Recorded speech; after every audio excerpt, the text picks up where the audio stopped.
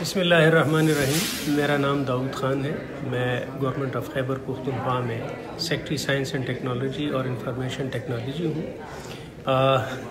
Canada ہمارا آنے کا مقصد خیبر پختونخوا کو بی پی او انڈسٹری کے لیے نیکسٹ ڈیسٹینیشن کے طور پہ پریزنٹ کرنا مقصد تھا. یہ ہمارے روڈ شو کا دوسرا حصہ ہے. پہلے حصے میں ہم امریکہ گئے تھے. وہاں کے 3 شہروں میں ہم نے مختلف کمپنیز کے ساتھ میٹنگ کی. سان فرانسسکو میں، واشنگٹن ڈی سی میں اور نیو یارک میں. بنیادی مقصد ہمارا یہ تھا کہ جو موجودہ گورنمنٹ ہے انہوں نے جو آئی ٹی کے شعبے میں مختلف انیشیٹوز لیے ہیں ان کو اجاگر کریں اور ان لوگوں کو انفارم کریں تاکہ وہ آئیں اور وہاں انویسٹ کریں. کیونکہ وہاں پہ اب جو ماحول بنا ہوا ہے، جو انسینٹیوز ہم دے رہے ہیں انویسٹرز کو، تو وہ ان کے لیے پرکشش جگہ ہے تاکہ وہ آئے اپنا بزنس وہاں سیٹ اپ کریں. آپ کی اطلاع کے لیے میں عرض کر دیتا ہوں کہ موجودہ حکومت نے تاریخ میں پہلی بار صوبے کے لیے ایک کمپریہنسو ڈیجیٹل اسٹریٹجی بنائی ہے اور اسی پر عمل درآمد کرتے ہوئے ہم یہاں موجود ہیں. مختلف پروجیکٹس انہوں نے انیشیٹ کیے ہیں بچوں کے لیے، نوجوانوں کے لیے. خیبر پختونخوا کے مختلف آئی ٹی انسٹیٹیوٹ سے سالانہ 6000 کے قریب آئی ٹی گریجویٹس نکلتے ہیں.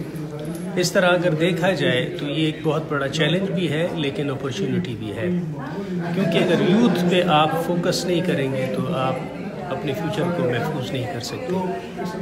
ہمارے جو 2017 میں مردم شماری ہوئی ہے اس کے مطابق 30.5 ملین کے قریب خیبر پختونخوا کی آبادی ہے اور ان میں سے 50% کے قریب جو ہیں ان کی عمریں 15 سے 29 سال کے درمیان ہیں.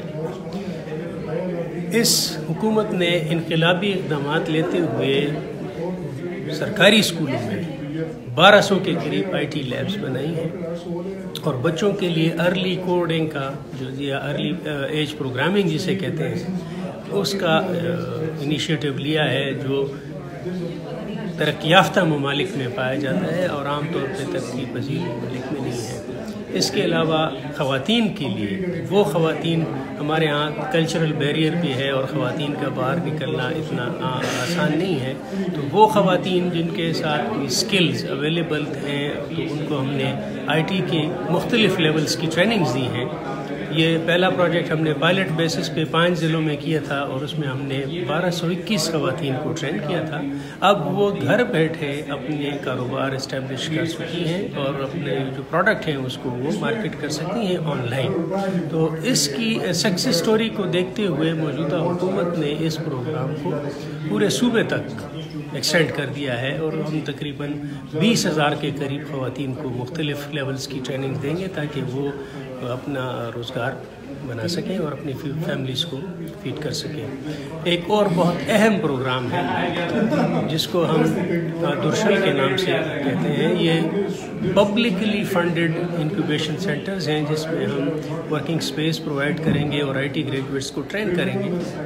اس سے یہ ہوگا کہ یہ نوجوان نہ صرف برسر روزگار ہوں گے لیکن اب اس کے ساتھ ساتھ وہ 25 سے 40 کے قریب باقی لوگوں کو بھی روزگار مہیا کریں گے. تو یہ ایک پیراڈائم شفٹ ہوگا پالیسی کا، کیونکہ عام طور پہ جب گریجویٹس نکلتے ہیں تو وہ پھر جاب سیکرز ہوتے ہیں، they are looking for jobs, لیکن یہ جاب سیکرز نہیں ہوں گے، یہ جاب پرووائڈرز ہوں گے. اس کے علاوہ موجودہ حکومت نے انفراسٹرکچر کے حوالے سے بھی انویسٹمنٹ کا بہت بڑا پلان بنایا ہے.